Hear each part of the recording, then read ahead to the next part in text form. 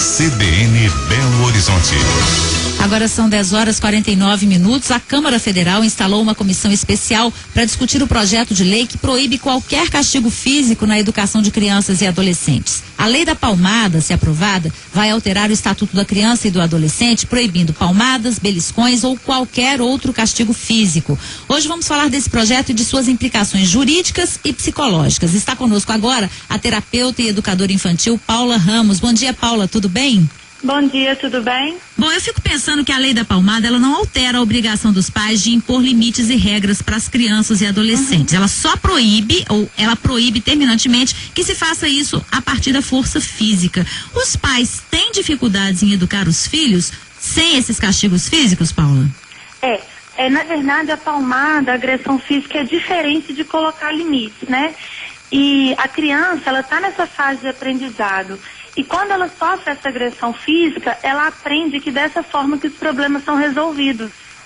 Sim, então ela vai para a escolinha e bate no colega quando o brinquedo é tomado, coisa parecida. Isso, ela começa a achar que a força bruta que é a solução, que desse jeito que está certo.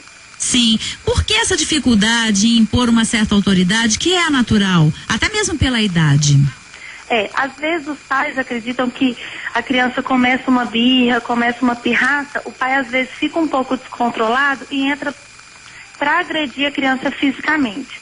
Mas a agressão não vai colocar esse limite. Os pais têm essa dificuldade de manter a calma e depois propor um diálogo para mostrar para a criança sobre como está sendo o comportamento, as atitudes dela e como resolver o problema. Esse diálogo que muitas vezes está faltando na educação dos filhos. E justamente numa época em que somos tão mais abertos, a geração dos pais hoje é tão mais aberta do que a de geração antiga, que não se conversava, era não e pronto, né? Por que tanta dificuldade em se conversar com a criança? Talvez porque os pais se coloquem no mesmo nível intelectual da criança, seria o problema?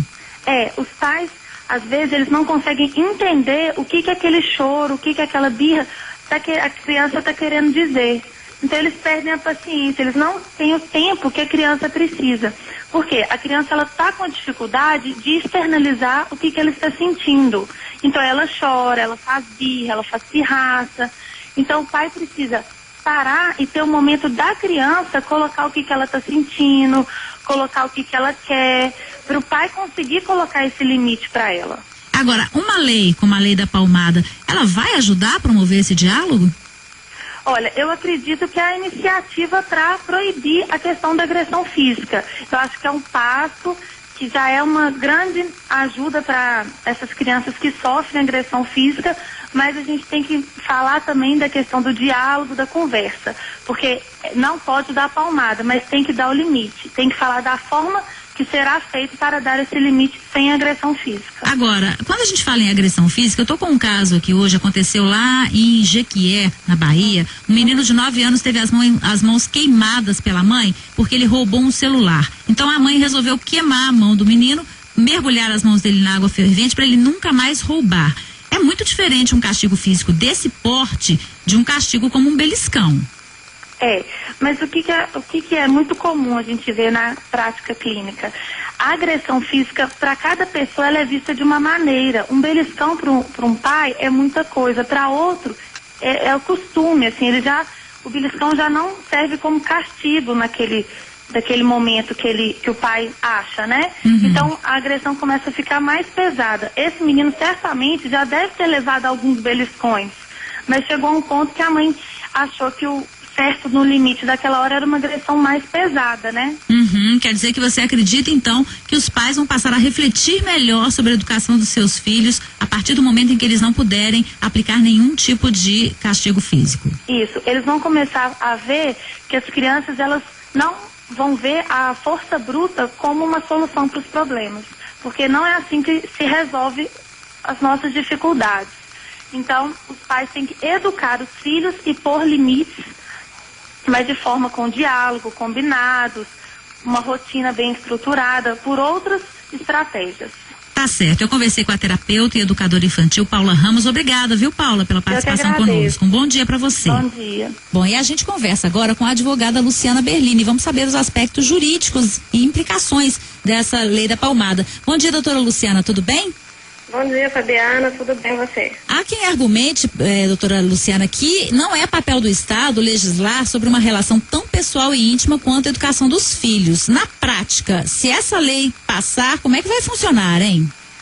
Olha, Fabiana, na verdade, essa lei, ela, do ponto de vista estritamente jurídico, ela até seria desnecessária. Por quê? Porque nós já temos uma legislação e até a própria Constituição vedando qualquer tipo de prática que seja uma prática violenta ou que abuse, né, na criação, educação dos filhos. Mesmo em relação aos adultos, a nossa legislação hoje, ela proíbe, né, qualquer tipo de agressão.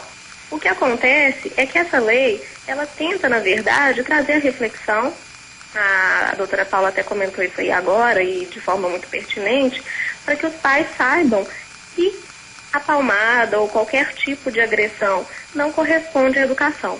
Né? Nós estamos tentando aí com essa legislação, e me parece que é a verdadeira intenção da lei, é mostrar para os pais o problema de se agredir os filhos na educação, porque a partir do pressuposto de que palmada, beliscão ou qualquer tipo de conduta que seja configure formas de limitar e educar, é completamente absurdo.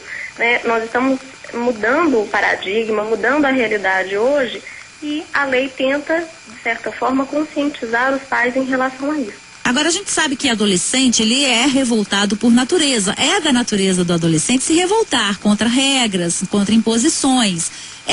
Essa lei não pode subsidiar um adolescente para chantagear os pais, que mesmo não aplicando castigos físicos, podem ser acusados por um filho mais rebelde de que estão fazendo isso?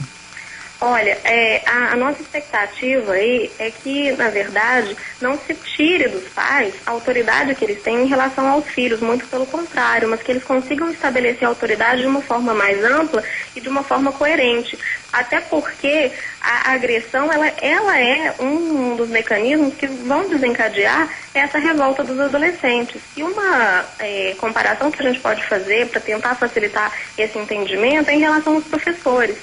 Não existe uma legislação específica falando que professor não pode bater para educar. Né? Ao longo da nossa história, nós tivemos aí uma época em que os professores utilizavam da violência e de agressões, dar a mão à palmatória é uma expressão que reflete isso, para educar. Hoje os professores continuam exercendo a função de educação e eles não têm mais esses recursos de violência e mesmo assim conseguem limitar, conseguem educar turmas de crianças, adolescentes, sem qualquer tipo de abuso em relação a isso. Então, se os pais se conscientizarem, tanto em relação às crianças quanto em relação aos adolescentes, que o limite não precisa passar pela violência, é a forma que se espera e é a forma que vai, de todo modo, criar o respeito dos filhos para com os pais, e aí pouco importa a idade. Sim. Qual é o tipo de punição prevista na lei para castigos físicos? Tem graduações nessa punição? Existem uma série de possibilidades de punição em relação à lei, e essa é uma das dúvidas que a população em geral tem. Por quê? Porque não se quer com essa lei prender o pai ou chamar o pai ou a mãe que praticam essas condutas de criminoso. Porque se a gente prende um pai ou uma mãe que dá uma palmada numa criança, por exemplo, nós estamos punindo muito mais a criança do que o pai ou a mãe. Essa não é a intenção. Mas nós temos advertência, nós temos a suspensão do poder familiar.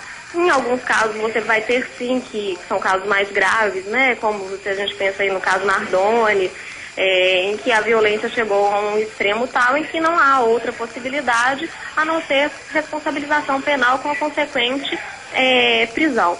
Mas o que a lei pretende, de certa forma, é o quê? É uma advertência, é um acompanhamento psicopedagógico, para que esses pais saibam efetivamente o que é possível fazer para educar seus filhos sem que isso passe pela violência. Não seria mais prático e mais eficiente uma campanha educativa e orientativa em vez de uma lei punitiva em relação a essa questão? Sim, eu acredito sim que essa conscientização ela não precisaria necessariamente passar pela lei, mas eu acredito também, Fabiana, que a lei possibilitou, que nem é lei ainda, né, nós estamos na fase da discussão de um projeto de lei, que através desse projeto nós temos toda essa mobilização e a imprensa nos ajuda muito em relação a isso, para que as pessoas tratem o assunto, para que as pessoas possam refletir efetivamente na temática. Então, a discussão de um projeto e possivelmente na lei que nós teremos, traz essa discussão, sim, e a conscientização. Tá certo, eu conversei com a advogada Luciana Berlini, agradeço muito, viu, pela participação. Bom dia. Bom dia. 10h59, acompanhe Repórter CBN.